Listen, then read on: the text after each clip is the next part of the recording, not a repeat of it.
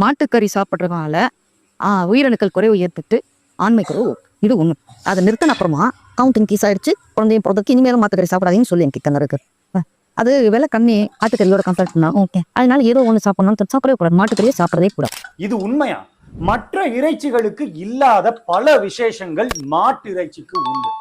இவற்றில் இருக்கும் கனிமங்களான zinc, B12, iron, selenium போன்றவை ஸ்பெர்மட்டோஜெனிசிஸ் என்ற விந்தணு உற்பத்தியாகும் செயல்முறைக்கு உதவும்.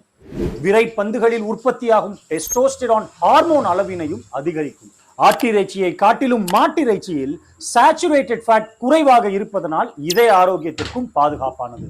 மாட்டிறைச்சியில் கார்னெட்டின் என்ற சக்தி வாய்ந்த ஒரு ஊட்டச்சத்து உள்ளது. இதுவோ விந்தணுவில் ஏற்படும் பாதிப்பான ஆக்சிடேட்டிவ் டேமேஜில் இருந்து காக்கும். விந்தணுவிற்கு நீந்தி செல்லும் சக்தியினை அளித்து வலுவூட்டும். கோழிக்கறி மற்றும் மீன்களை ஒப்பீடு செய்வோமானால்